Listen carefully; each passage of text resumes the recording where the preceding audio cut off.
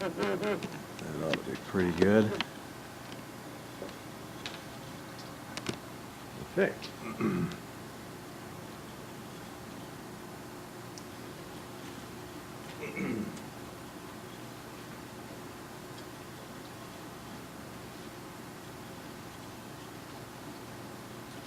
Now, let me do my paperwork here.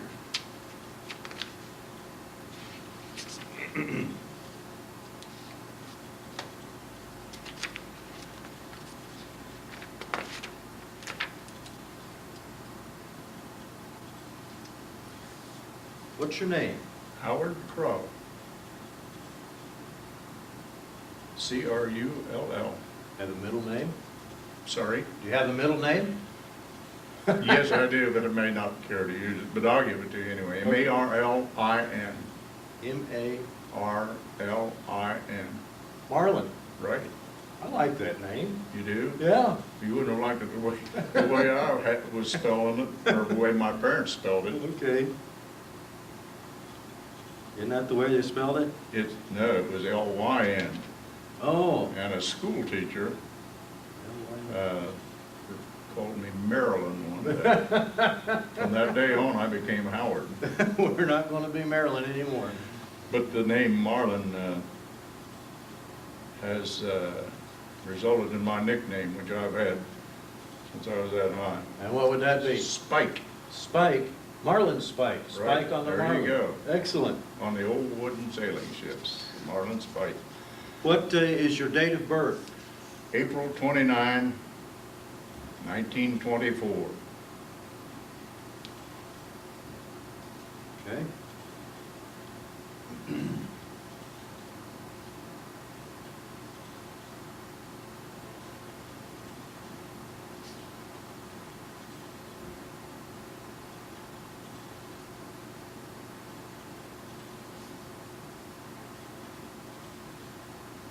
All right, you are on tape 18. You're on 18. tape 18. Keep that with your stuff. Okay. And 100 years from now, when your descendants find that, your nephews and grandsons and daughters and greats, they'll go down to public library here and watch you. You know, it's too bad it wasn't number 13, Why is that? because that's my lucky number, and it has to do with 13? my service time. Oh, I'll ask you about that then. There must be a story there. Howard, you told me your name and your date of birth. Where were you born? Portsmouth, Ohio. And what is your present address? 1556 4th Street. In Portsmouth, in Ohio. Portsmouth. We're taping this now at what they call Hillview Retirement Center, and you were up here today for a veterans program, weren't you? Right, You played the bugle. right. Okay. Now, what was your employment? I was last employed by the Goodyear Atomic Corporation. Okay. When did you retire from there? I never retired. I was unfortunately laid off. Oh, I see. Okay. Uh-huh. But it was in 1985 that I left the plant. Yes, No, ma'am? I guess not. You're not who I'm looking for. Okay, I'll take your word for it. She said I wasn't who she was looking for. So 85 is when you were laid off. Right. What was your position? Were you an engineer, I was operator? an administrative assistant. Okay. And what did you do before then? Before employment at Goodyear, I had been previously employed 27 years by the Williams Manufacturing Company, Oh, I see. and I was in engineering there Okay. And did you leave that employment when they went out of when they business? went out of business, yes. All right. How much education do you have? I have 3 years of college, Where did you attend school? Ohio University. And what were your years of attendance there? Do you remember? 1946, 1949. Okay. So you went to school was right after you got out of service, maybe, or something Yes, like that? yes. Okay. Now, are you married, single, Oh, widowed? yes. Are you married? Married. Okay. Yeah. How long have you been married? 44 years. 44 years. Newlyweds then, huh? Pardon me? You're newlyweds then, aren't Yeah, you? somewhat. What is your wife's name? Inez. Inez. Her maiden name was Hamilton. Inez Hamilton. Okay. Well, that's something I want to ask you, though. I try to create kind of a genealogical line here. Yes. Tell me your parents' names. My parents, my dad's name was Howard Andrew Crull. My mother's name was Ida Margaret Hartshorn Crull. And Hartshorn was her maiden name? Maiden name. Okay. Do you know her parents' names? Amos Lee Hartshorn, Margaret Kelly Hartshorn. Great. How about your father's parents' names? Let me think about this a moment. Smith, and I don't know that he had a middle name, Smith Crull. And his wife was, her maiden name was Barbie, but I can't think of her first name. Her maiden name was Barbie? Barbie. Barbie. B-A-R-B-E. Okay. Did you ever know her first name? Yes, I did. Okay, if I it just comes can't up, think of it. if it comes up sometime, you might want to throw it out there. I then. didn't know. Now, your wife's parents' names. Robert Edward Hamilton, Garnett, can't think of her maiden name. There's another one I'll have to get back to. Okay, get back to me on that. Now, did you and she have children? My wife and I, yes, we have two.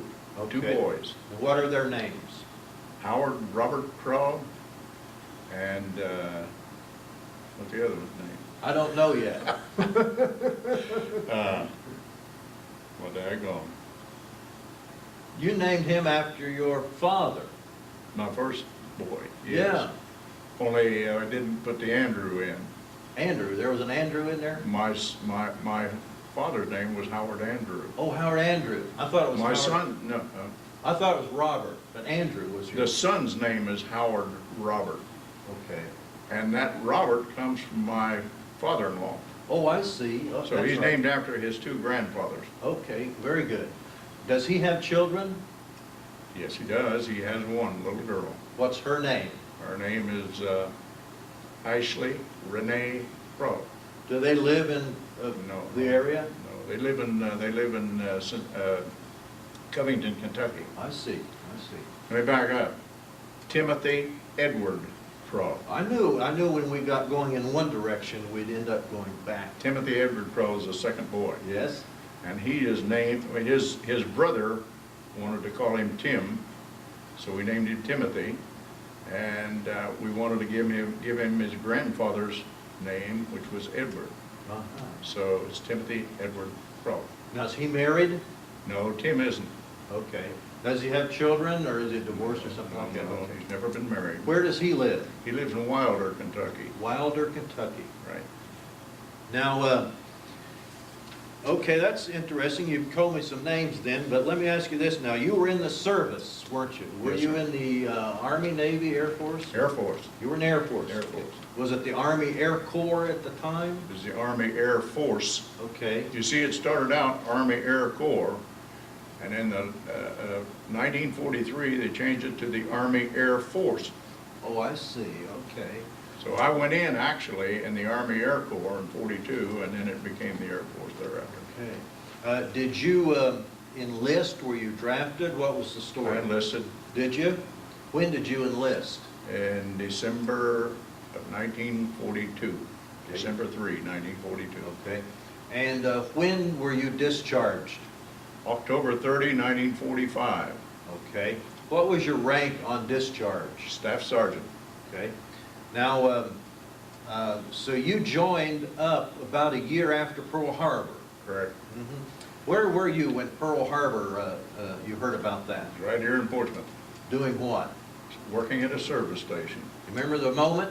Yes, I do. Tell me. Very clearly. Tell me. It was long about noon that I heard it first on the radio in the station that the Japanese had bombed our facility at Pearl Harbor. And needless to say, it took me by surprise. Didn't know what to expect, and didn't know what was going to happen thereafter, but I soon found out. So you must have been about 17 years old or 18, or Correct. I was Something like 17 when I heard it, and I turned 18 and when I entered the service. Okay. Did you know where Pearl Harbor was? Yes, I had known it. It was in the Really? Pacific, sure. Okay. So did that, Oh, little Hawaii.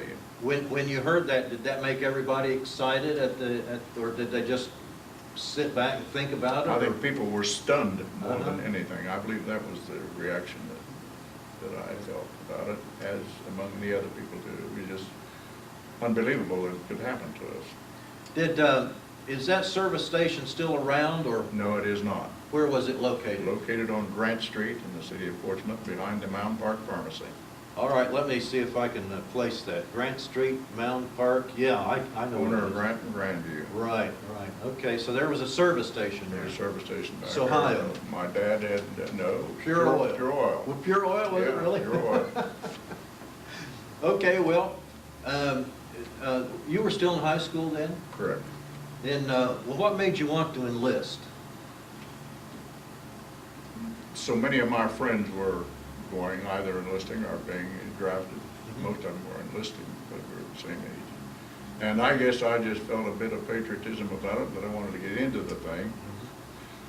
But I didn't necessarily want to go into combat. Right. So to enlist, I went down to the enlistment station on 6th Street here in Portsmouth. Sarge White was the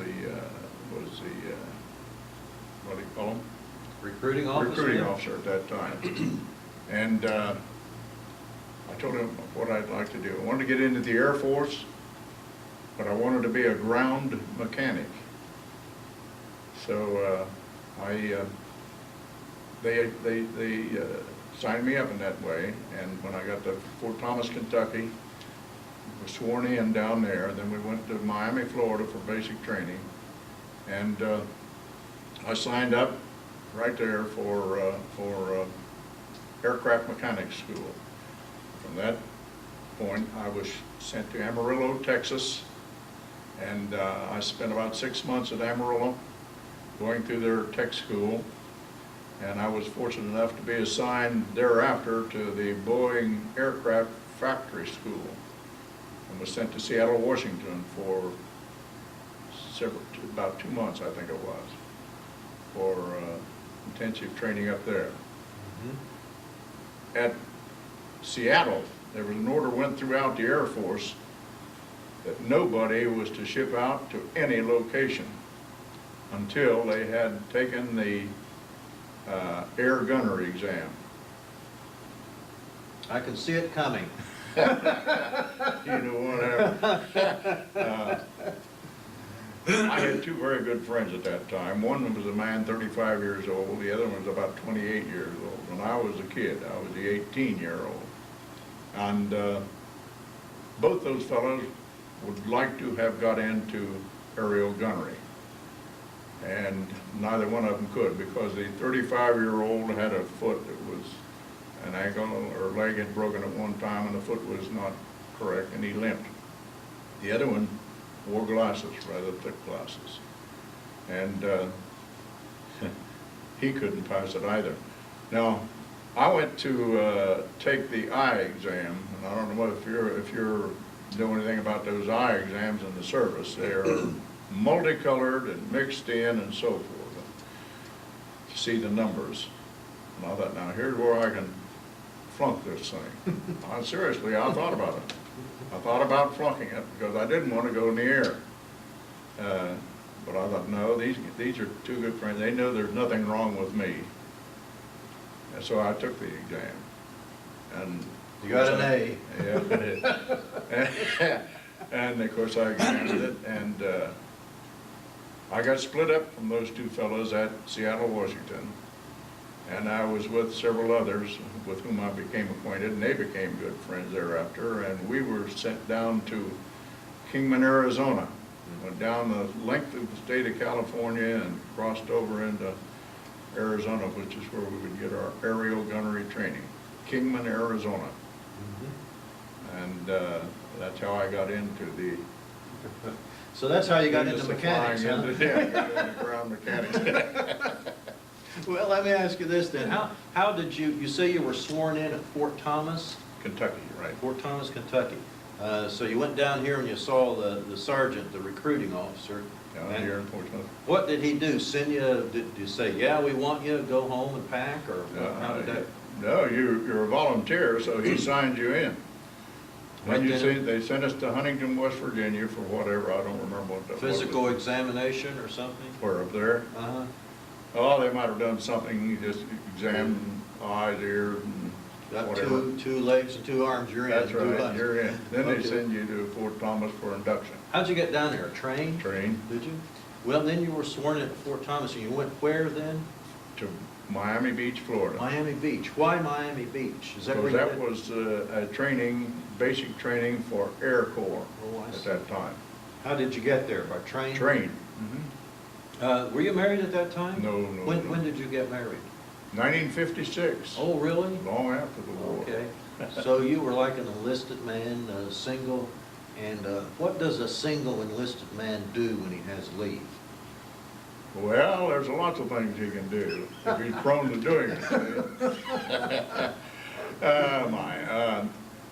You mean, did I get a leave or Did you get off the yeah, base? did you or- go off leave? Oh, generally I'd go to a USO, Would you? yes. What would you do there? All play ping pong or listen to the radio or read magazines or whatever, say. Okay.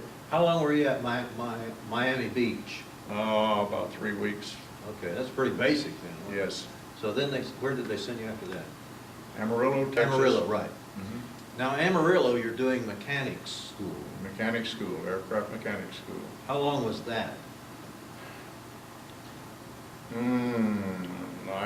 don't know. Let's see, January to about May.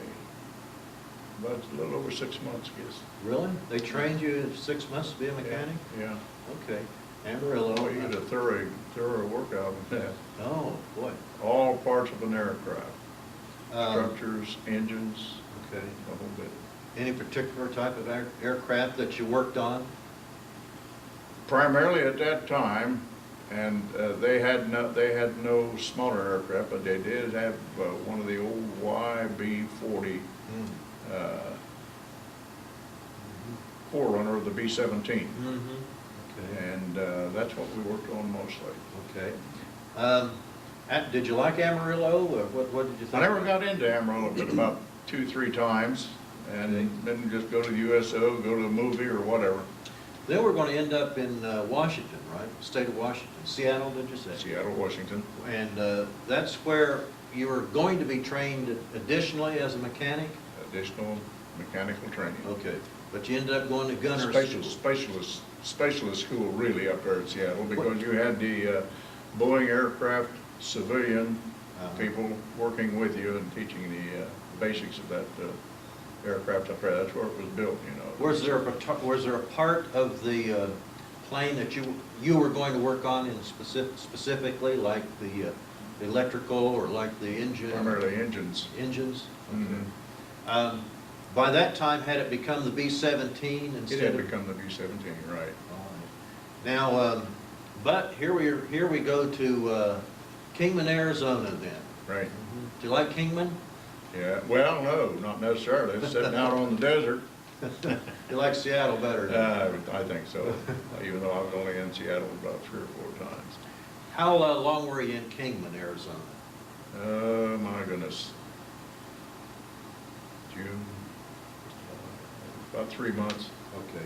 And is that entirely for gunnery school? Gunnery school and training. What kind of gun is it we're talking about? In our case, it was 50 caliber machine guns. Would that be, did you end up becoming a waist gunner? No, sir. Or what? I became a ball turret gunner. You were a ball turret man. Okay. You know, I saw a special on the History Channel about ball turret gunners. Did you see Yes. that maybe or Yes, hear I about did. it? Okay. That bring back any memories? Oh, my goodness. Oh, boy, that was scary work, wasn't it? Well, how long were you in Kingman?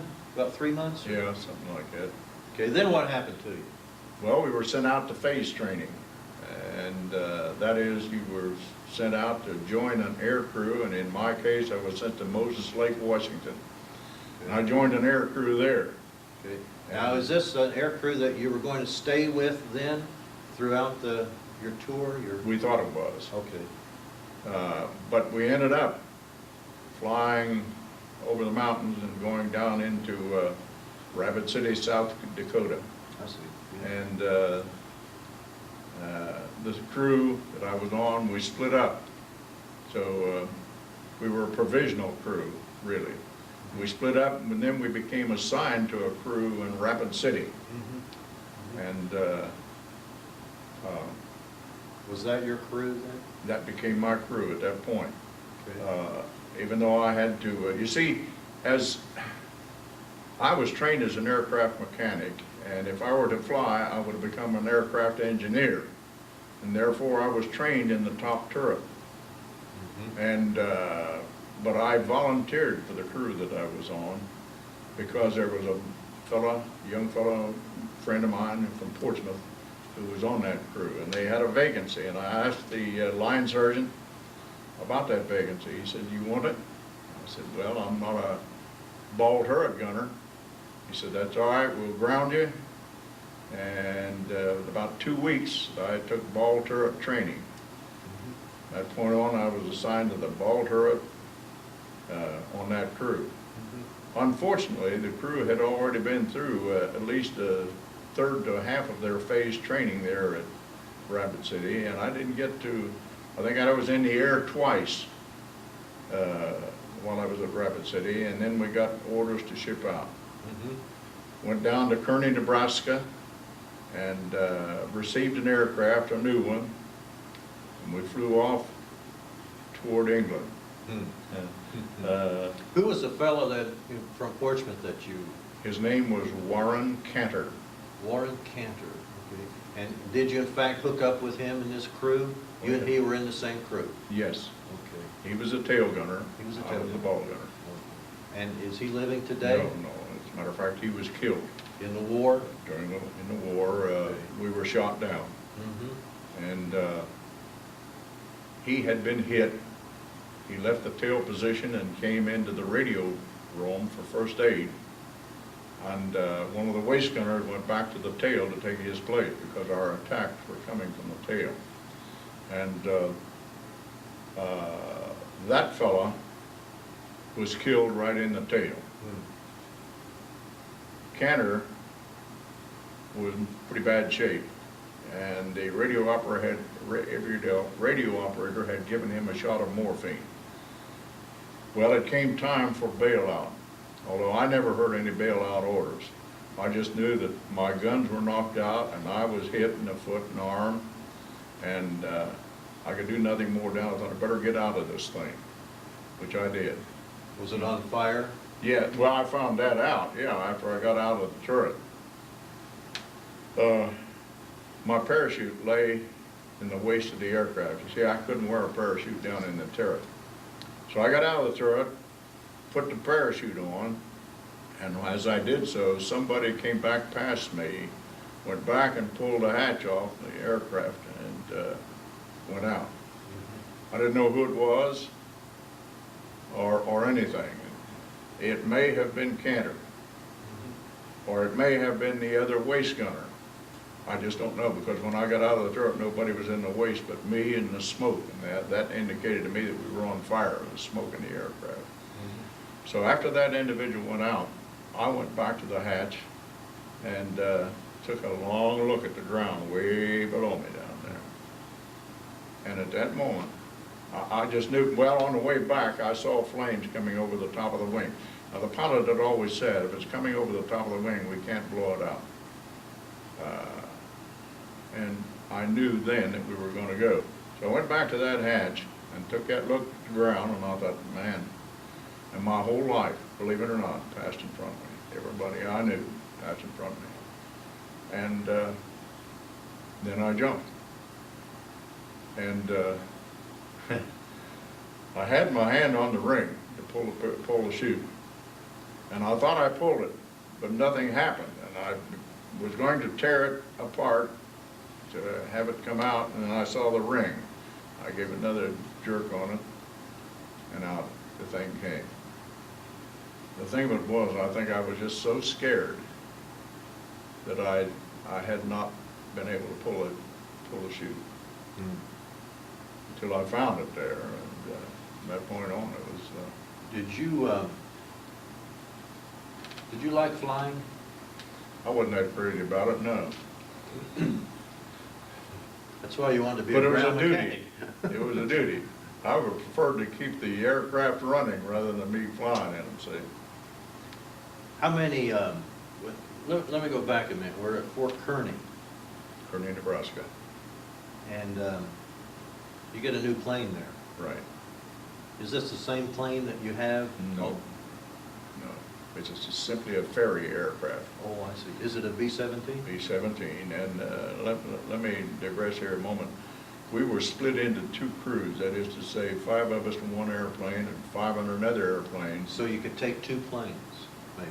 But they were flown by Air Transport Command pilots, fellows who were accustomed to crossing the ocean and knew the way. Oh, I see. And although they were servicemen at the time, but they were formerly air transport people. And that's how we got over there in 2 aircraft, loaded with supplies to take over there. You would have to land somewhere before you'd cross the, where you went from Kearney to where? New York? No. We stopped in Detroit, left the next day and flew to Manchester, New Hampshire. And then from Manchester, we flew north to, can't remember the name of the field in Maine. And then we left the next day from there, flew out to Gander Lake, Newfoundland. And they serviced the aircraft there. We spent the night in very nice warm huts. Well, there's maybe 10 feet of snow out here, but the runways were all cleared off, piled up high. And we stayed overnight there, and then left the next day, or the next night really. And we spent the day there, and then the next night we took off and to fly over to England. How long did the flight across the Atlantic take you? About 10 hours or so.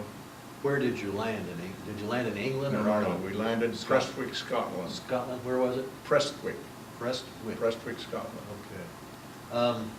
While you were in the United States, before you flew over, did you get any leave time to come home here? I had a 10-day delay en route. Oh, okay. They called it. Okay. So I came home in October of '43. Was that between like Kearney, Nebraska and Detroit? No, actually it was from Rapid City, South Dakota, okay. Before I'd gone down to Kearney. Then you came home, saw your folks and your friends and everybody? Right. When's the next time you saw them? 1945. Okay. Well, you get to Scotland, and then let me ask you this: is this one of the B-17s that where the radio operator has a gun? Right. I think they did away with those after a while, didn't they, or didn't? I was not aware of that. They all had the gun as I was flying. Okay. What they did, they covered over the radio room. Prior to that, the radio room was all open. That gun was sticking up in the air. Likewise, the waist guns were all open, and their guns were sticking out. After that, they modified them, and they came back with some plastic and put it over the windows and over the top of the radio room. Only it wasn't that way when we were there. What model was your plane? Model, we were in Model Fs at the time, and then we got a new G model. Okay. And we were in that, the G model, when we lost our first aircraft by another crew. Another crew took it and they went down. I see. And we were assigned to another G model, which was a newer one.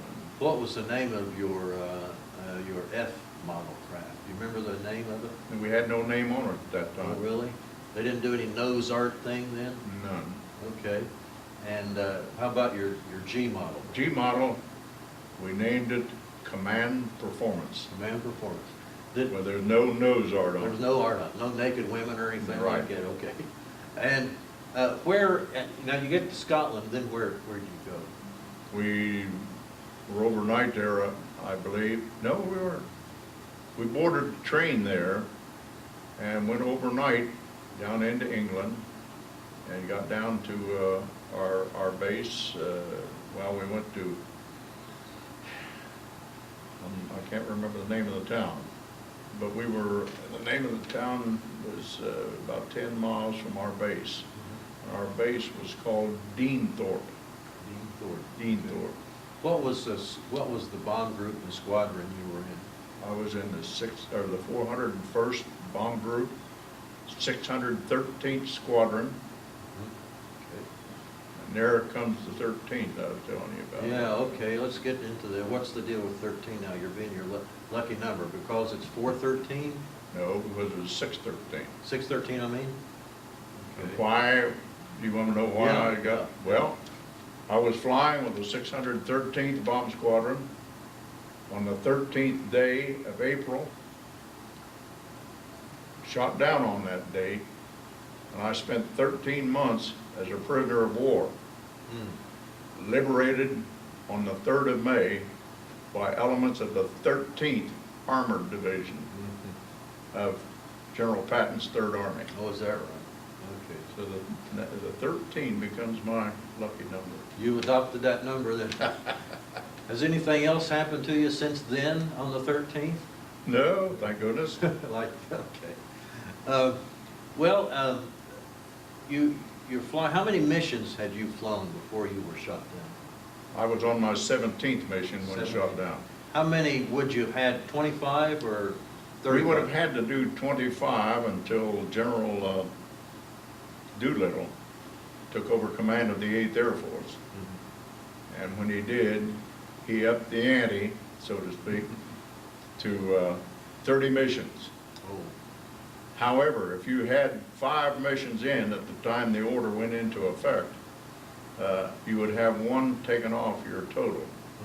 So in my case, in the case of Warren Cantor, he and I would have only had to do 29. Now the rest of the crew would have had to do, 29. Now you see what happened was, he and I were sent out on another crew for 1 mission. And he and I had 1 more mission over the rest of the crew. So they would have had to do, what, 20, they might have had to do 30 or they might have had to do 29. I just don't realize, but he and I would have only done. You got 1 knocked off then? Got 1 knocked off. What were some of the places, some of the missions? Did you do the ball bearing business and all that? Oh my God, we were going to the ball bearing plants the day I was shot down. What was that called? Schweinfurt. Schweinfurt. Okay. And how many planes in that mission? Well, you mean on that particular mission? I think there were somewhere around 600-700 aircraft that day. You were shot down in 44 or 43? 44. 44. And that would have been April 13th, you said? 44. Okay. And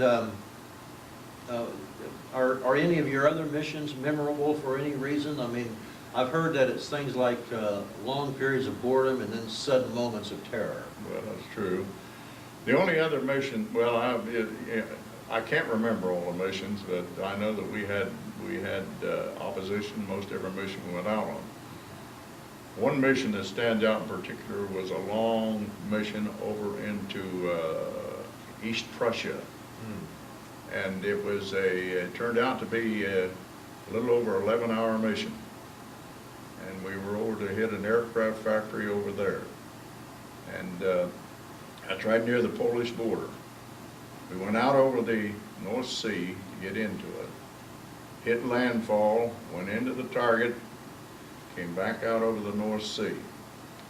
We came in over the Kiel Peninsula, and before that time we had known that we were low on fuel.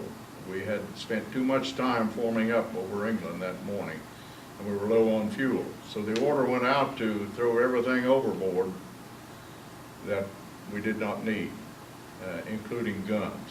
So we did so. We threw ammunition and just flak suits, flak helmets, threw it all overboard out over the sea there as we were entering the Kiel Peninsula. It was over the Kiel Peninsula that 2 long-range FW-190s, this is when we say long range, FW-190s had radial engines to begin with. These aircraft, I said long range, long nose. They had extended noses on them, and they had an inline engine in that aircraft, very fast. And they come in on us, and they hit the ship off our right wing. Hit an Knocked them airship, down. B-17? They shot down a B-17? Right. Fortunately for us, we survived and came on, but we had to cut off the brief route and fly directly over the Kiel Peninsula and the flak batteries there and to get back. But we had so much overboard. You were defenseless by the time you were attacked, weren't you? By the time we got, When you're a ball turret gunner, an 11-hour trip like that, you can't stay in that ball turret for 11 hours, can you? You don't. Yes, you can if you have to. And did you have to?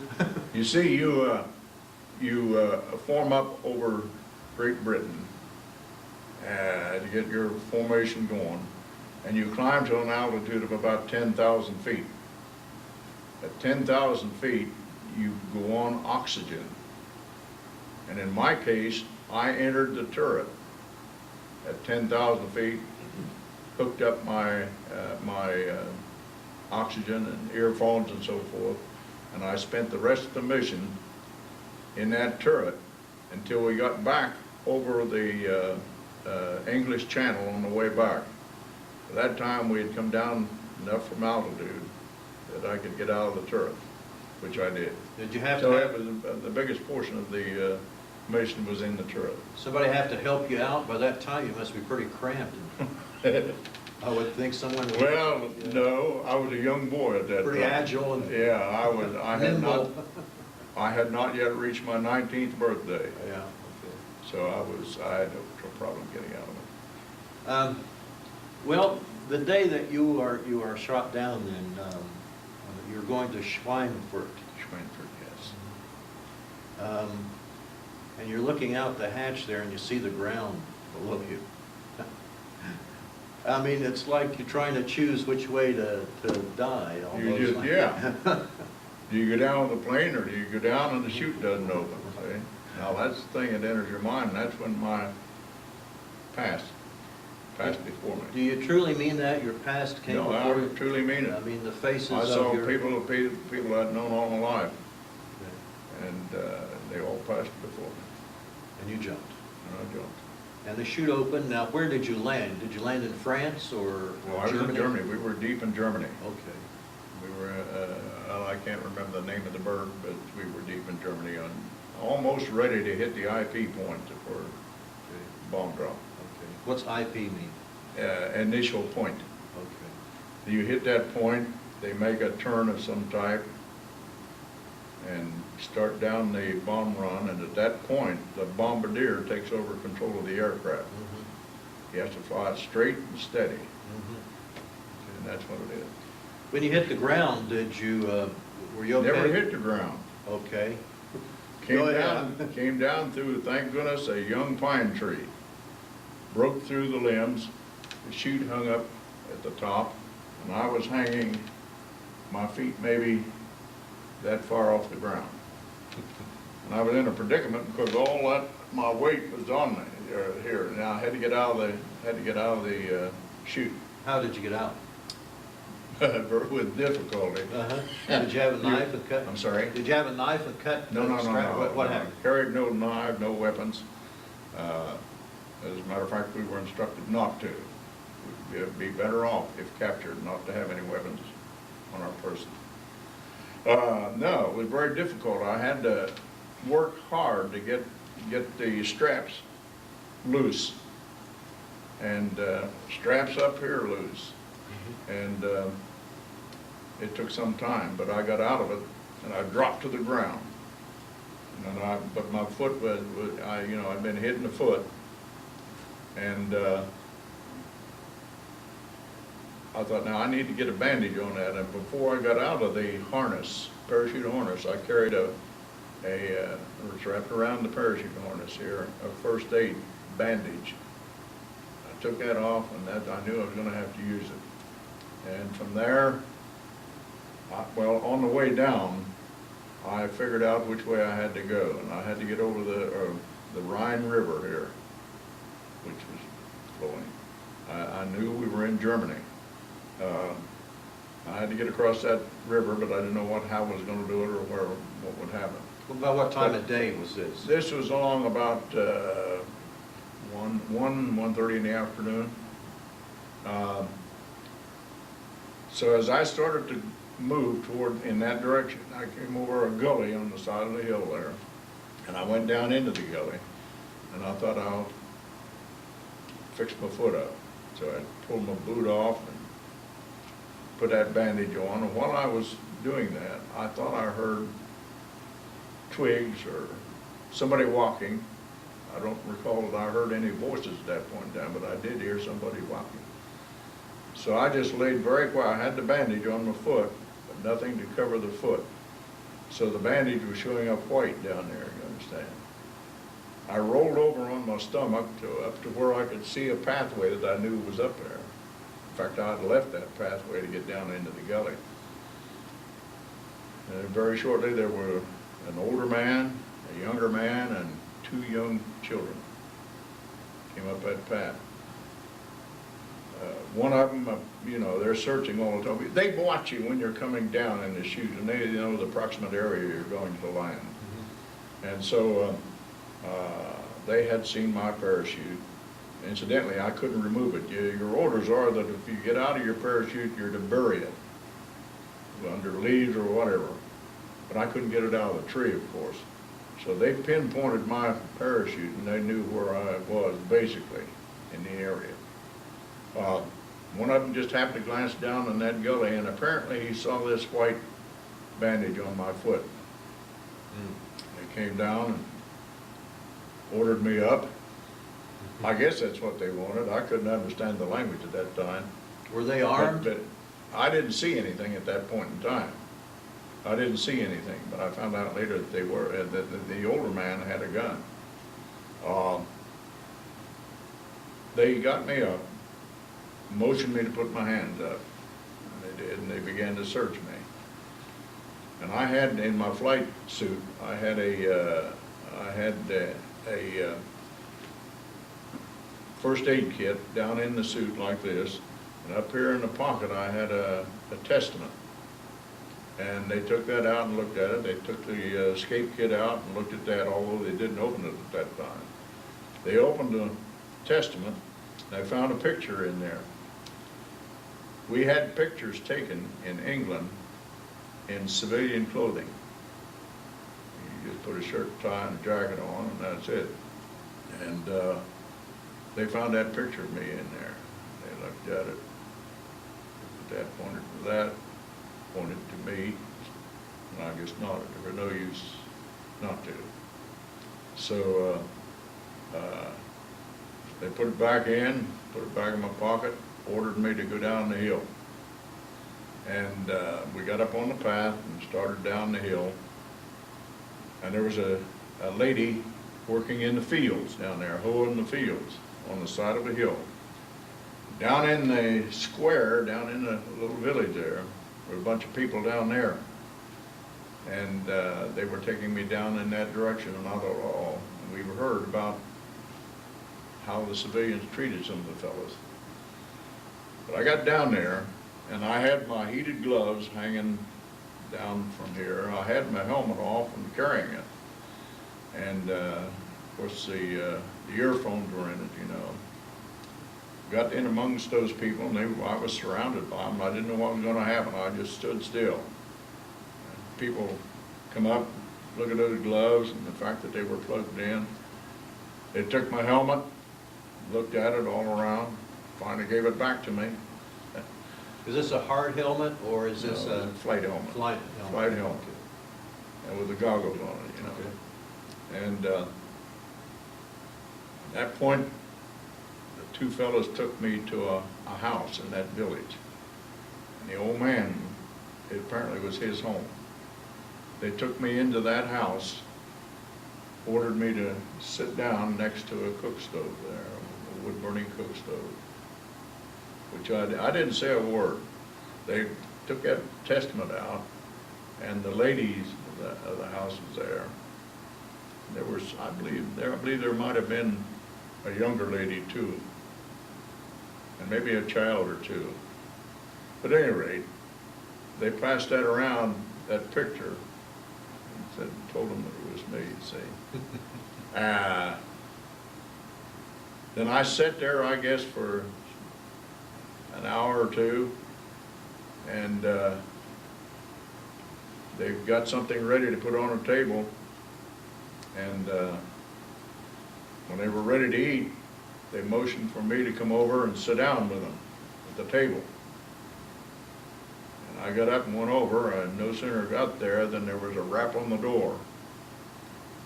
They made me get back over and sit down to the stove. And I heard the old man go to the door, and the first time I'd heard it, Heil Hitler. That's the way they greeted him. And the fellow talked, or he talked to them, whatever it was. And pretty soon he came back, motioned me over to eat. I learned that what they had to eat was blood sausage. Didn't taste very good, but I ate some of it. And then they took me from there to another house, and there I found my bombardier and my navigator. The navigator, having broken his leg, was lying on a pile of hay there in a courtyard. And the bombardier asked me, or he got permission to ask me if I had any of the morphine left, and I had it in my escape kit. They come over and tore that open, got the morphine out, and took it over and gave it to the navigator. Of course, he had already used his on the navigator, and he was then asking for mine to use on it. So in that packet, you've got water purifying pills, you've got the morphine, you've got Reichsmarks to use, and maps to use in that thing. You might have had and I just can't clearly remember this, but there must have been some smaller pieces of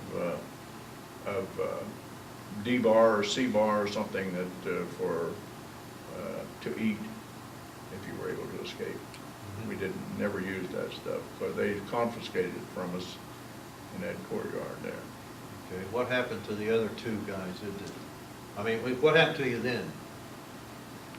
The bombardier and I sat there and talked, discussed whether or not it was advisable to try to escape. Did anyone speak English, any of the Germans? Well, there was a German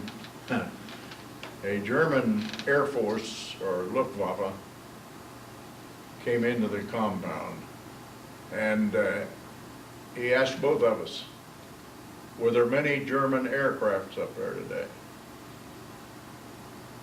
He shrugged his shoulder. Didn't answer him at all, just shrugged his shoulders. And I thought about that many times since, and I believe that he was the pilot who might have shot us down. We had survived one attack just across the channel by Focke-Wulf 190s, but we pressed onward, and I found out later that that's when we had an engine hit, and it was smoking, although they didn't have to feather it at that time. Then we got inward, and we were supposed to have P-47 escorts.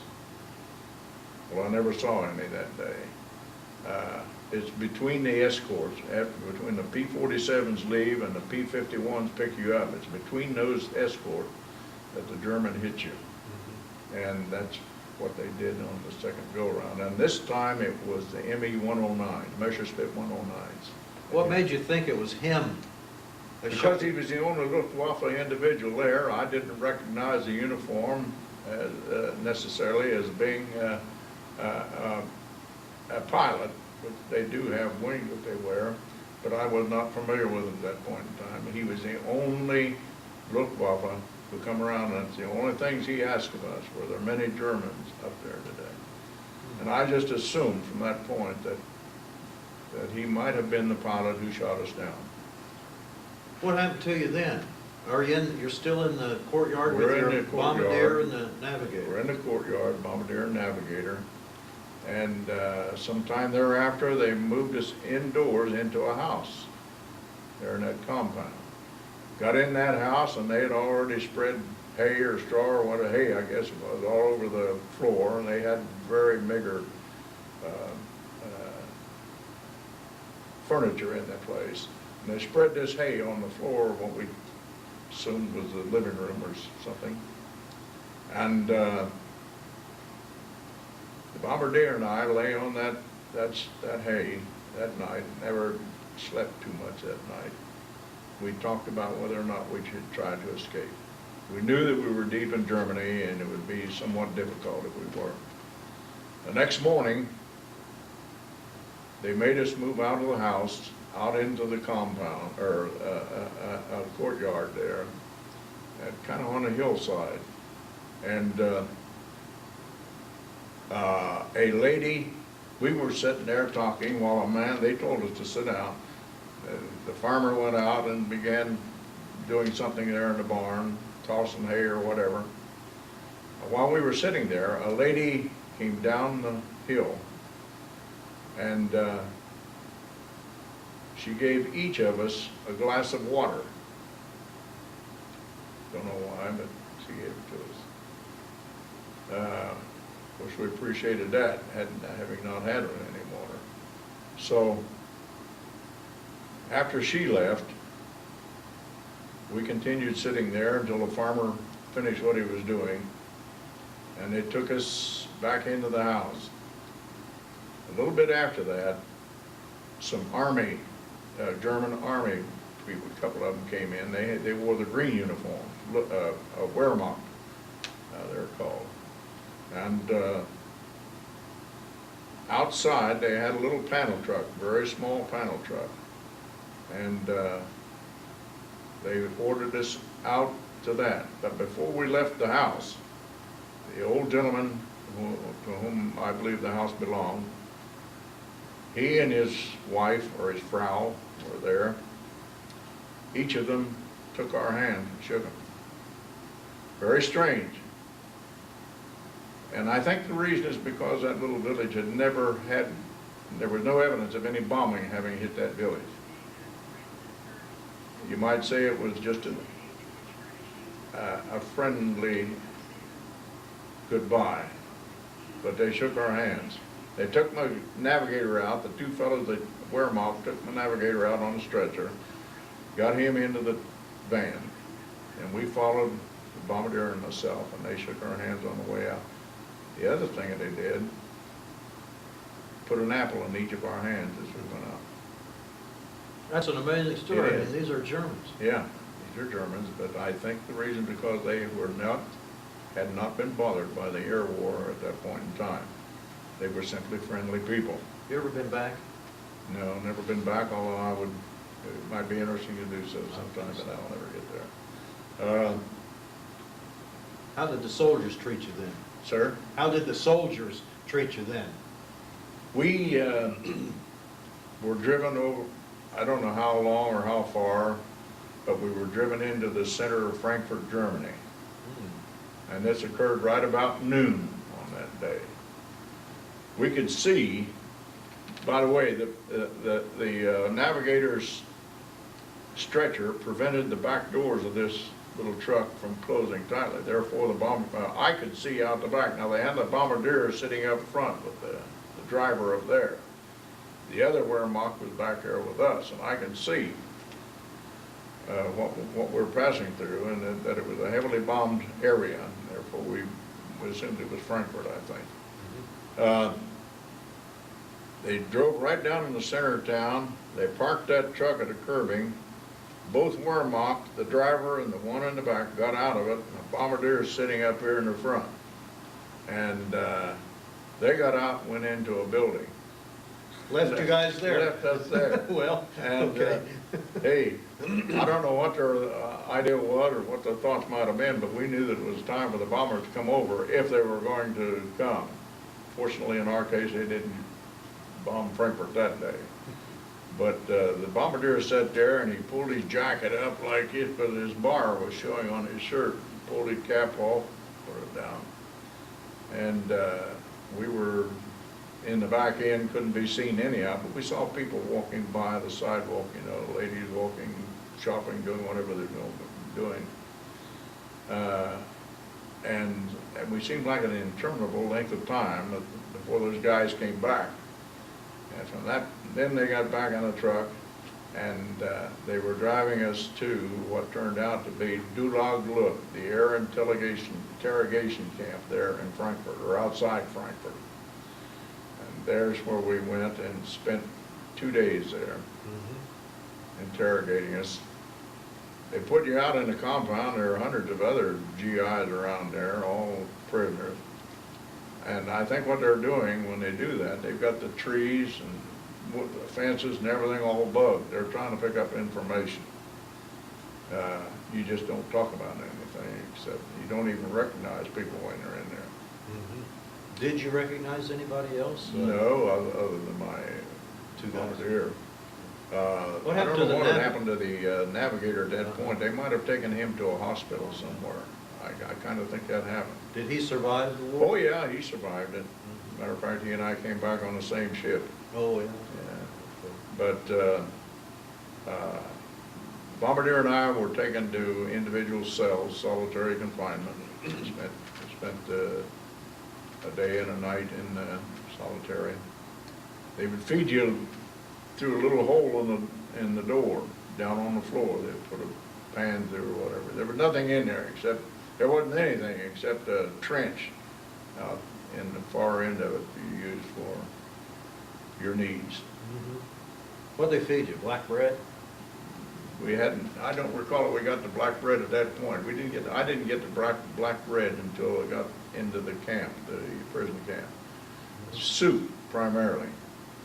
They'd pass a bowl of soup in through that door, and you would eat it. You were there a couple of days? A couple of days, yeah. They were asking you questions about the flight? At a certain time, they took us into an office, and an officer was there. I don't know what rank he was or who he was, although I know there are books out now about a master interrogator who interrogated ever so many of the 8th Air Force people. I don't know whether that was him or not, but at any rate, you walk in and you stand before him, supposedly at attention. And then he begins asking questions. And this is the thing that we are told beforehand. You give only your name, rank, and serial number. And do not look them directly in the eye. Look at them right up here, their forehead. And he'd ask a question. Your bomb group was the 401st Bomb Group, is that right? I didn't say a word. I just looked at him right here, and my name is Staff Sergeant Howard M. Crull. My rank is Staff Sergeant Howard M. Crull, Staff Sergeant. Serial number 15339917. That's something a man never forgets. You know that if he's been in the service. You there? I was in the Army. Okay. We had just Social Security numbers at that Okay. time. So. But Army serial number. All right. We know that you're with the 401st Bomb Group, and all the time he's looking at your eyes. Now, I don't know whether he could see any difference in my eyes or not any time he said that. They ordered me out of there and took me back to the solitary. Spent another night there. The next day, myself and several hundred others were taken out and marched down a street down to the, apparently we're in the vicinity of the Frankfurt train station. I don't recall that we were a long time marching, but that's where they took us, down to the Frankfurt train station. When you're walking through the street like that, do you pass civilians and everything? There were civilians there. How'd they treat you then? Nobody tried to grab us that I recall, but they were yelling at us, you know, on the way down and shaking fists and so forth. They knew that we were Air Force people. And but nobody charged them that I recall.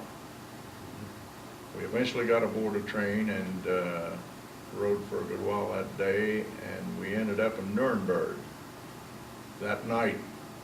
Spent the night in Nuremberg, and of course we knew that that had been hit several times too. See, but there we sat right there in the railway yards all night long. I don't know whether they were waiting on the British to come over or what, but there we sat. Then the next day we left and proceeded on to the Stalag that we were in. Where was that located? Krems, Austria. Stalag 17B. 17B, Krems, Krems, Austria. Okay. right on the Danube River. And were you, is that where you remained? That's where I remained. Well, what was that like? Well, food was our primary concern. Filth in the barracks. It was a very filthy camp. A lot of lice in there. They had Russians in there prior to our having been there. They still had some in the camp, but they were in another compound. We had the 1, 2, 3, 4. We had 5 compounds of Americans there, all isolated from the rest of the nationalities over here, of all nationalities. Our barracks were all whitewashed on the end so that we couldn't go out after dark and be seen, because if you were seen out there, the guard would shoot without warning. We had a warning area. There's a 10-foot area, but by one strand of barbed wire with signs telling you not to cross that or to be fired upon. Out to a double barbed wire fence with coils of barbed wire in between those 2 fences. Guard towers up at the ends of the compound, a roving guard on the outside of the double fences. They didn't trust the Americans any farther than they could see them. Was there talk of escape and everything? With their plan. Was there talk and plans for escape? In that camp? Oh my goodness, yes. Lots of plans for escape, lots of tunnels in the camp. None of which were ever successful in getting to the outside, but there were tunnels. Then there was a tunnel that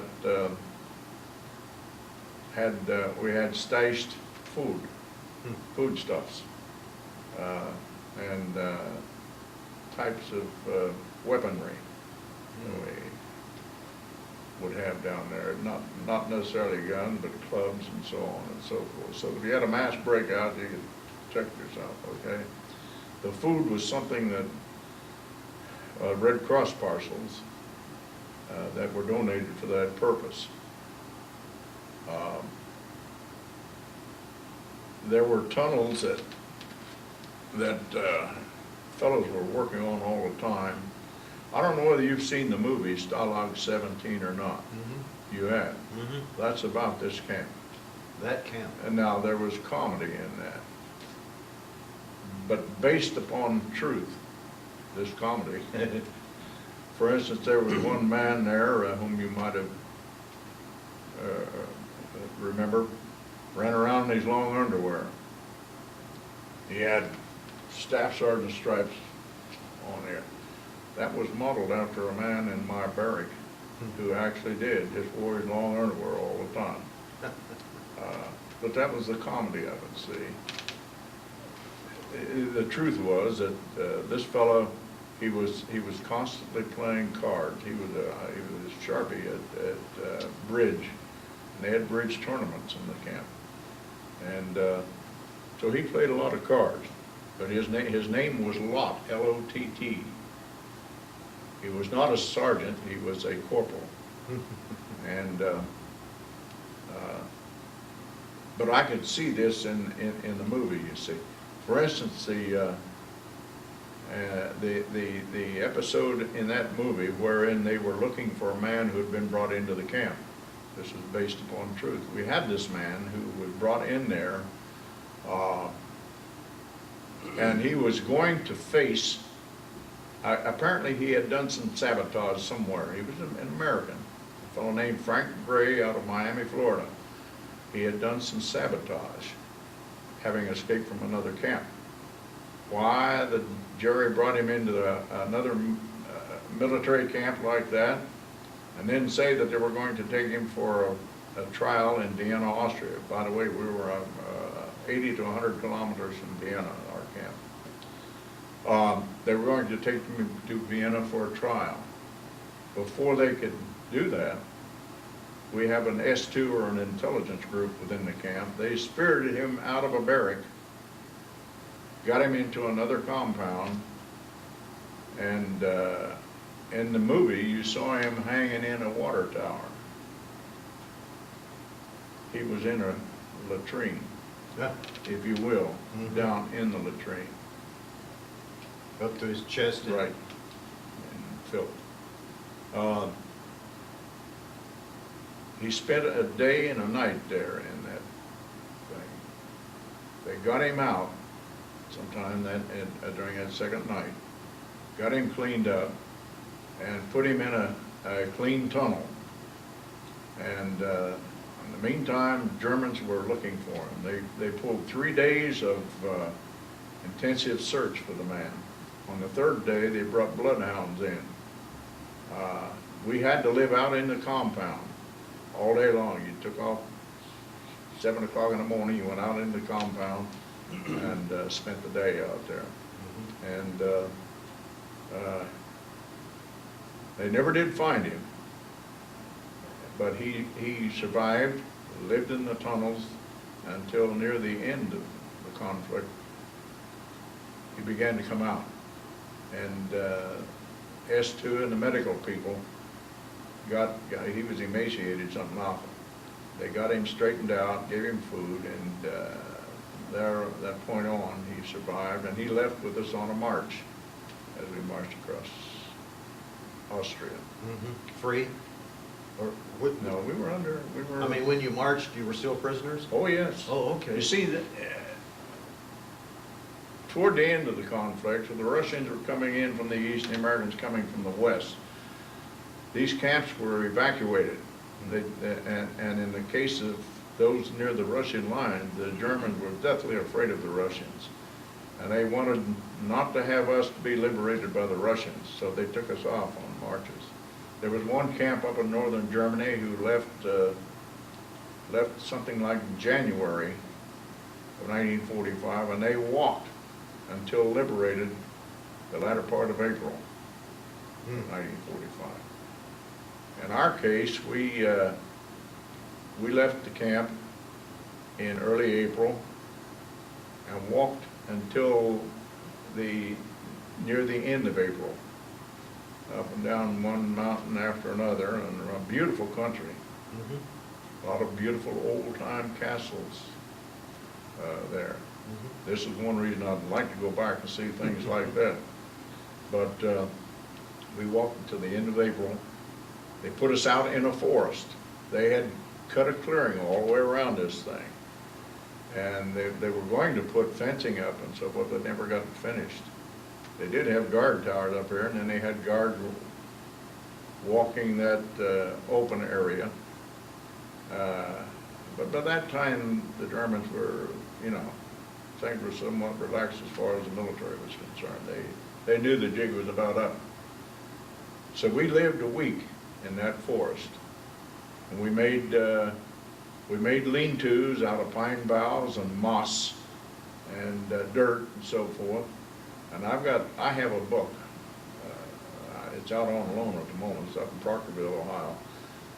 That I have a book of pictures of this camp, for which I paid $15, I think it was, back in 1946, and that was a lot of money at that point in time. But I wouldn't take $1 million for that book now, because it shows everything within the camp. These pictures were taken by in the camp were taken by an American who had bribed a German for the camera, and he got next to the German and had the films processed. In other words, this German was Helping him out. collaborating you might say, see? And so the pictures within the camp were taken by the American. Now, the pictures taken out on the road as we marched were taken by the German himself. As a matter of fact, he had a self-taken picture there. He held his camera out front. Did he really? Snapped a picture, and it's in the book. Is that in the book? It's in the book. Are you in the book? No, no, I'm not, but another friend of mine, and we've talked about it many times, who was in the camp from Portsmouth, and they're Southern County here. Oh, There were 5 of us, really. in that camp? In that camp. And this one fellow, we figured out that he was in a picture, having just received the Red Cross parcel. He was walking back to his burial. A fellow named Marshall Hamer. Marshall Hammer? Hamer. Hamer. Hamer. And he's retired and lives over in Front Royal, Virginia now. Oh, okay. Any of the other 5, any of the others still alive? Yeah, I think, including myself, let me think about it. I think it's 3 of us who are still alive. A fellow named Strother Rankin, who was from up in Wheelersburg, died some years ago. He was employed with the High Power Company. Another fellow named Dale Logan. Now, Strother Rankin died. No, I believe there's 4 of us living. Myself, a fellow named Dale Logan, who lives in Florida, but he's from here originally. And Paul Callis from New Boston. And how many is that, 3? Mm-hmm. Who's the 4th? Marshall? Marshall. Mm-hmm. Marshall's the 4th one. Okay. But Strother Rankin, who was the 5th one, died here some years ago. When you were, where were you when you were liberated? In that forest camp? In the forest. Okay. Yeah. Who liberated you, the 13th Armored? 13th Armored Division, Patton's 3rd Army. Okay. What was that like? Oh, my goodness, hilarious. When they came, an American captain, tank captain, and they had come up the far side of the Inn River. We were on the shores of the Inn River. Came up the other side, we saw the white flag going up on the other side. White flags. And subsequently, late in the afternoon, this tank captain came out with a German guard, and he wore 2 great big 45s on him, and he had a big steel helmet on, and he was typical Army. Came out there, and he says, he talked to us there, he told us we were free men again. However, stay within the confines of the forest until daylight tomorrow, when people will come in and disarm the guard.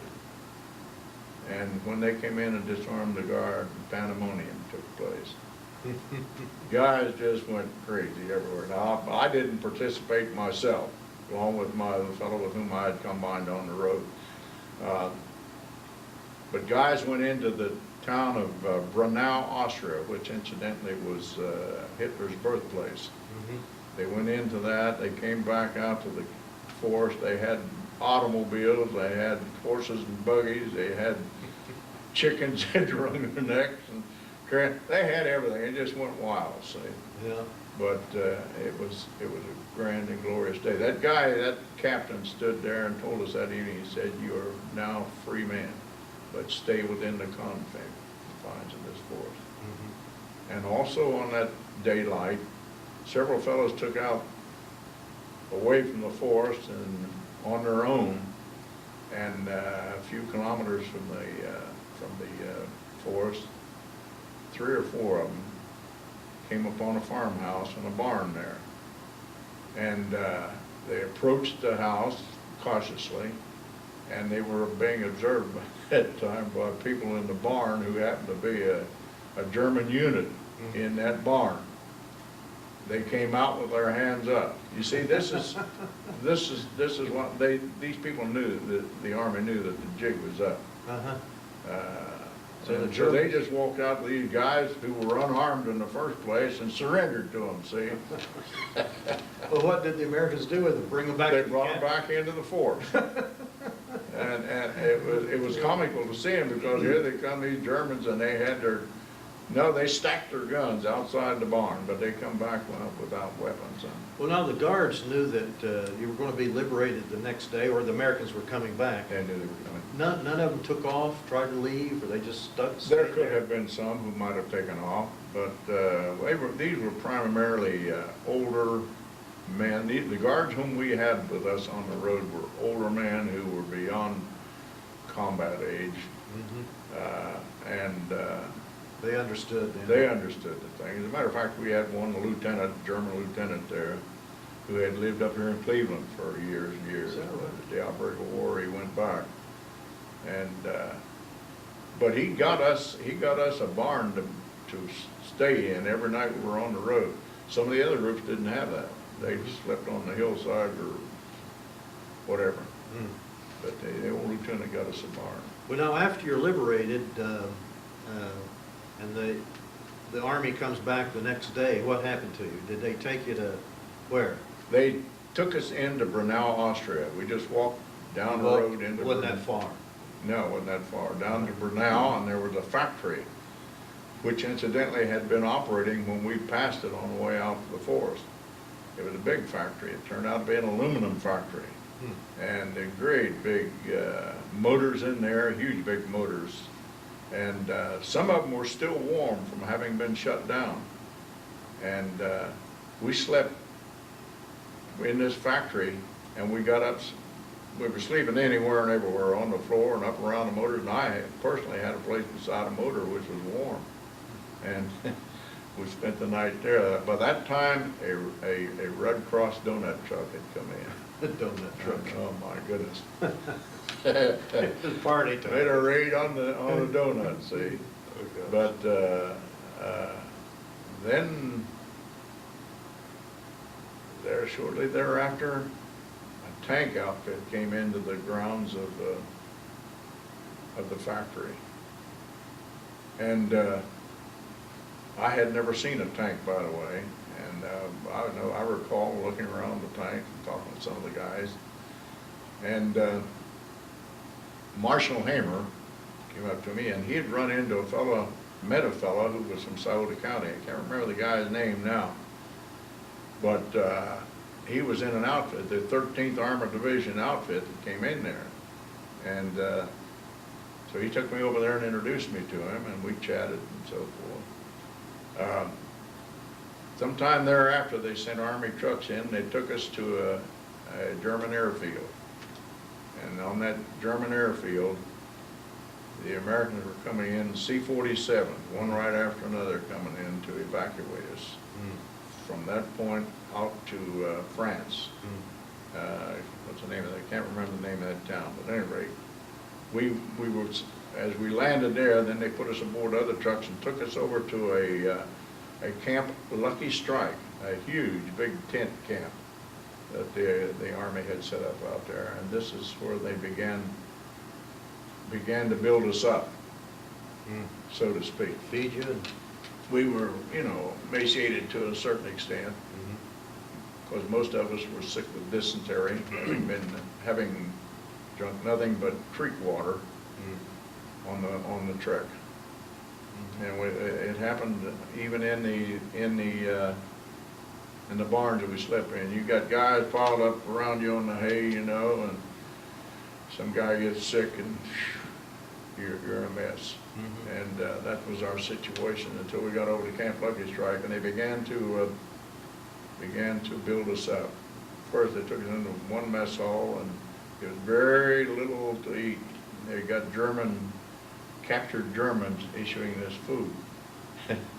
And, you get your fist up, ordering you to put more food on there, and of course he can't do it and won't do it, but you can't eat it. You can't eat it anyway. Another way they were building us up was the Red Cross was in there, and they had a tent set up, and they served eggnog. A good source nutrition that you could take it, drink it, begin to build up. But you progressed up, I think we went to about 3 different mess halls, progressively giving us more food each time. For several days that we were in there. And this is how they built us up before they sent us back. Did you I went into Le Havre, Le Havre. France, and little camp there called 20 Grand on the side of a hill, and they had it all marked off, stay within the confines of the roped area because there are landmines out here, see. So we spent a day there, I think. And then they took us down into Le Havre, and this camp set up on a hill, and we could see out the whole city over there. Then they took us down to the docks, and by that time they brought Liberty ships in, and we boarded the Liberty ship, came back to the States. General William H. Gordon, Is that the name of the ship? name of the ship, yeah. How long did it take you to get back? We spent about 5 days in convoy. They were German submarines, still at sea. And we spent 5 days, I think it was, in convoy, and there was a whole bunch of ships around us. On the 6th day, our ship, we were mid-ocean at that time, had 500 Air Force men being transferred to Trinidad, down off the coast of South America. And so our ship zigzagged from that point on the rest of the way down to Trinidad. And we spent Memorial Day in the harbor of Trinidad. Then we left the next day and zigzagged up the coast all the way. And got into New York Harbor June the 4th, 1945. Beautiful, beautiful. Coming in, did you see the Statue of Oh Liberty? my, hey, the captain let us know that we would soon be in view of the statue. Everybody was up and all dressed, and we're standing in the line on the rails. And when you see that statue, almost to a man, tears began to flow. Really. Shortly thereafter, here come a bunch of fire boats around us, shooting the water up, so forth. And they had women aboard these boats, and they're waving and yelling and so on and so forth. And they were playing records off these little boats as they circled our ship. Of course, the ship by that time, he was just slow speed going up the river. And there was one song that you would recall, or you might remember or know about, made by the Andrews sisters, called Rum and Coca-Cola, about a woman and her daughter working for the Yankee dollar, drinking rum and Coca-Cola. And this was played aboard our ship all the way across the ocean. Never had heard it before, see, but gee whiz, you hear that thing all the way across. By the time we get into New York Harbor, everybody on the ship is yelling, "Play rum and Coca-Cola!" To this day, I hear it from time to time on our local radio station, WIOI. And Brings back a lot of memories, doesn't it? oh my goodness, yes, it certainly does. Oh, gosh. Well, then you land in New York, you disembark there. Disembarked in New York, transferred to. Call home? Pardon? Did you call home? No, not at that point. We had to go to Camp Shanks, New York. Camp Shanks, New York. And at that point, we could either call home or wire home, whatever. But they didn't have near enough telephones. So in my case, I sent wires home. Arrived in the States safely, be home soon, do not try to contact. That was my wire to my folks. Did they know that you had been a prisoner, or were you? Oh, yes. You were not missing in action or anything? I was missing in action maybe 2-3 months. Oh, boy. When they got the notice through the Red Cross that I had been captured. from Camp Shanks, it was Camp Shanks, you say? Camp Shanks. Did you go directly from there to Portsmouth, Ohio? Went from there to Camp Atterbury, Indiana. Indiana. And we had to meet a couple of meetings there in the mess hall. And then they told us, you know, how to act when you get home, not to go wild or anything like that, still in the Army. Be gentlemen, if you will. They went by train over to Columbus, Ohio, and the three of us, I think, got on a Greyhound bus and came down Route 23 to Portsmouth. And where was the bus station? Is it the old bus station? That's The down old here? bus station, where? Here in town? Uh-huh. It's the old bus station down there on Guy Street, recently vacated by Wright Rug. Uh-huh. That's where you went to? That's where we came The to. bus came in there. Was anybody waiting there for you? They didn't even know when you were I going didn't know when we were going to be there. to come. We had our bags over our shoulders, and we You were in walked- uniform, weren't you? basic uniform. They had no stripes or anything. It was just a new issue. Uh-huh. We had no way of getting anything on it. And we just carried our bags over our shoulders and walked down Gallia Street down to 5th and Chillicothe. And Uh-huh. at that point, I don't know, there was I must have gone into a store or something here and asked to use the phone, and I did. I called my home, and my mom was yelling, and my sister was yelling. And I told them where it was. Well, they'd get my dad there shortly, and they called him at his work, and he came down and got me. Now, where did they live? We lived at that time out on the west side. Uh-huh. So that'd be On the- kind of a little trip then, in a way. I mean, Yeah. they'd have to come across the Second Street Bridge there, wouldn't Right, the old Second Street Bridge. they? And Is that where you met them there? You're on the corner of Fifth and Chillicothe? my dad, That's where you met him? that's where I met him. Then he drove me, and we went out to the house, out on the Hill Road, we call it. Hill Road. And joyous homecoming. There was an old gentleman that lived across the road from us named Knopf, Sanford Knopf. And he and his wife lived there alone, their children having been grown away for years, and they were quite elderly. Before I could get out of the car, came Mr. Knopf across, you know. He had seen me sitting in the car when Dad come up the hill, and so he come over there. He couldn't wait to get out and shake my hand, you know. So, Grand old man. And his wife come out and chastised him for interfering, you know. in a from family homecoming. event. Yeah, but it was quite a homecoming. Oh, did you have brothers and sisters? I had a sister, one sister. And she was there when you came? She was at home. Where is she today? Is she still living? She and her family live up here in Circleville, Ohio. Oh, I see. And her husband is a retired YMCA director up there in Circleville. That's quite a story you got there. That's a wonderful story. Well, hey, you can't forget it. Oh, no. Can't forget it.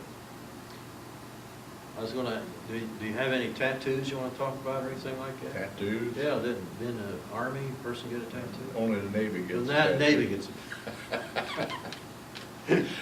I'm just kidding, but no, I didn't, I wouldn't have anything like it done. Do you have any, did you get any decorations? What did they give you as far as medals? You got the Purple Heart. I have, yes, I have the Purple Heart. I have the Air Medal with 2 oak leaf clusters, European African Theater ribbon with 1 battle star, because you see, prior to the invasion, that was just one big battle over there. Mhm. Now, after they landed on the continent, they had several battles, and some of these guys now have 3 and 4 battle stars on their ETO ribbon. Okay. But I also have a presidential unit citation. Okay. The unit got it. When they landed, you were a prisoner by then, weren't you? Oh, yes. Yeah, you were a prisoner. I've been there maybe 2 months. Couple months. And as you look back on it, I mean, you didn't want to go into combat or anything, you know, but, I mean, what do you think about the big picture of it all now? What do you? Well, let me say this. You will never see, never again will there ever be air battles as took place at that time. When you think about it, 1,000 bombers on a raid or one raid. And that's what occurred later on. As I told you in the beginning, in our raid, we may have had 600 aircraft in the air. They grew to 1,000 planes plus almost that many fighter escort. So it'll never again be seen as we live today. My father was shot down Oh, was he really? February 3rd, 1945. 45. He was an airman. He was a radio operator on a B-17. Ah, for goodness sake, that's interesting. Is that right? He was killed. He was killed. Oh, I'm Killed, sorry. he was on that big 1,000-plane raid toward Berlin. Berlin. 1,000 planes, like you're talking about. Right. And they got it somewhere around Hamburg. Oh, Yeah. So that's why I was asking you How many about. raids did he have? He had 14 or, let's see, he had 14 under. 14. That was maybe the 14th raid. I see, yeah. And he was at a place called Kim Bolton. You ever heard of that? Kim Bolton, yes, sir. Uh-huh. What was the design insignia on his aircraft? Yeah, what was It that? was either square It was a or triangle. triangle. Okay. Triangle. That's the same as ours. And Kim Bolton was not too far from our place, Greenthorpe. He, yeah, let's see, what was I gonna say about that? I forgot the bomb group. I've got it at home. I can't tell you what it might have been. I can probably look it up somewhere. 350 something, Squadron 350 something. Yeah. And, oh, the name of his plane was a Birmingham Jewel. Birmingham Jewel. Yeah, Birmingham Jewel. How did they come across that name? I have no idea. Many times, the pilot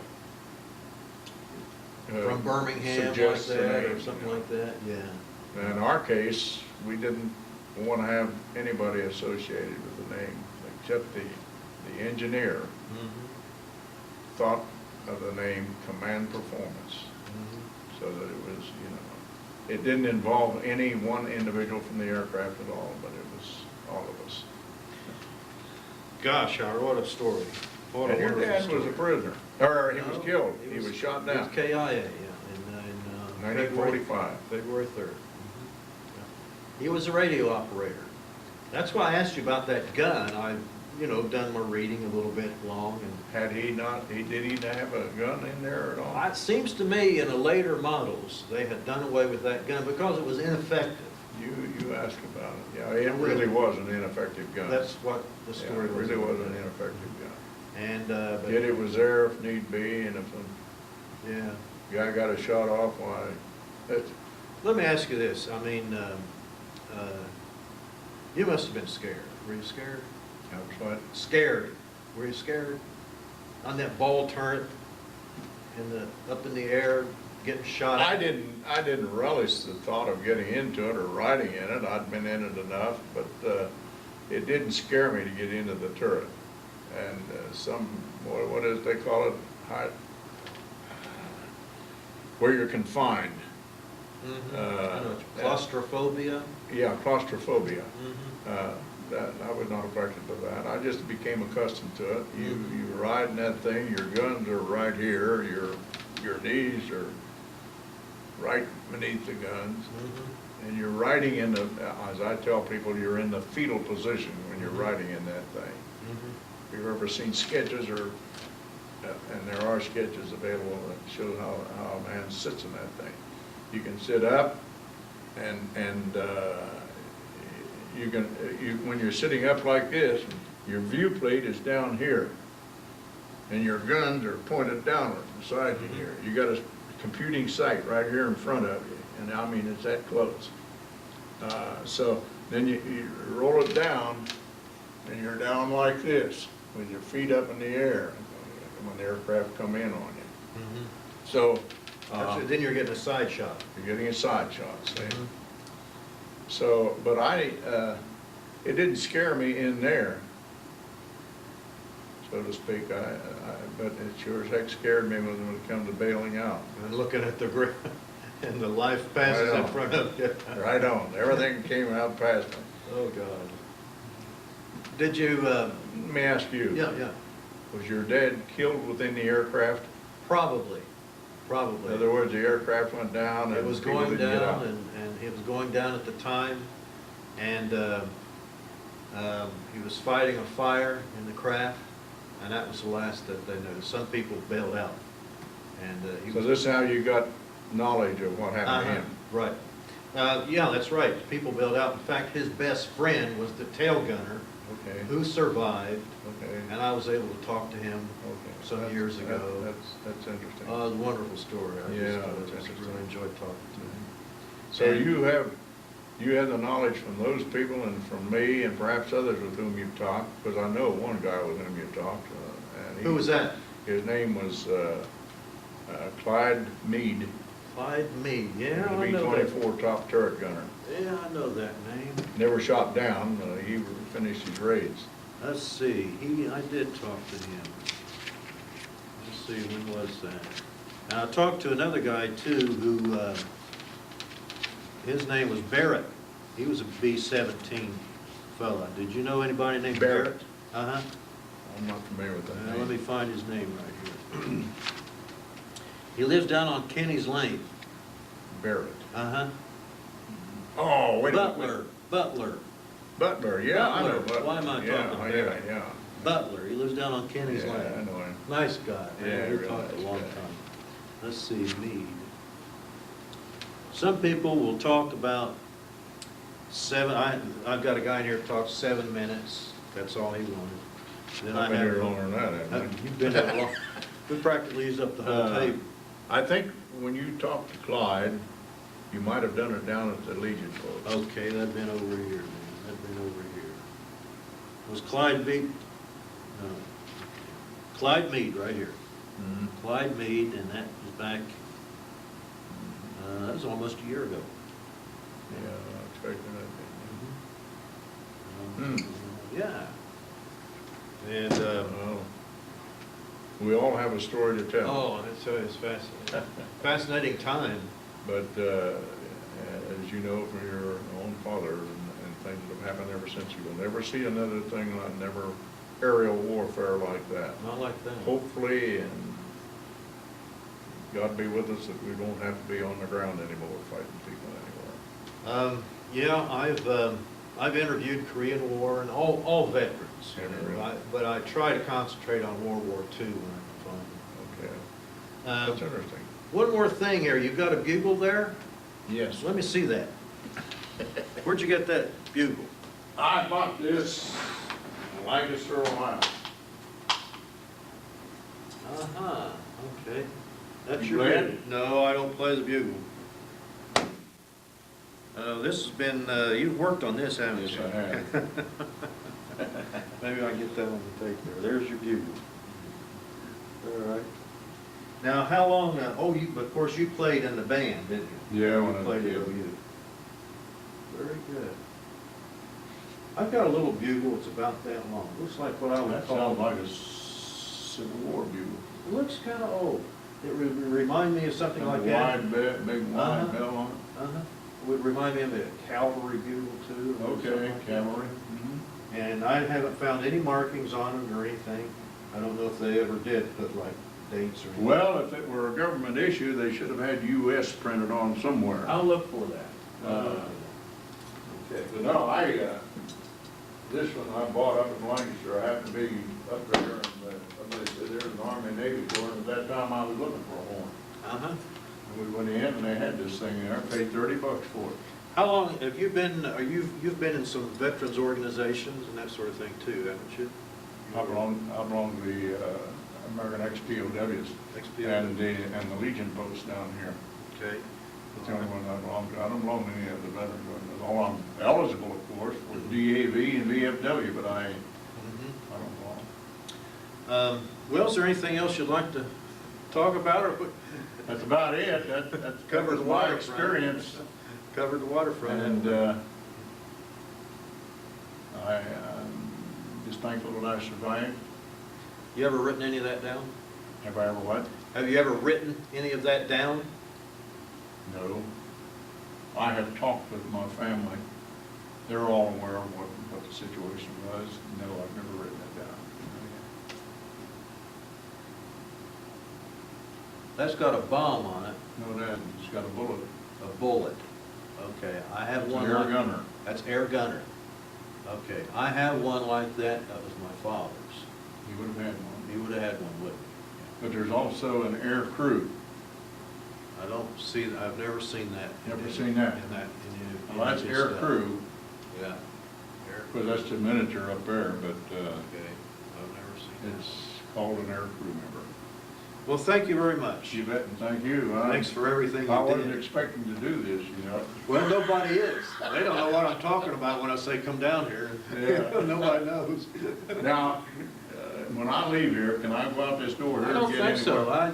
I don't think so. I've got to retrace some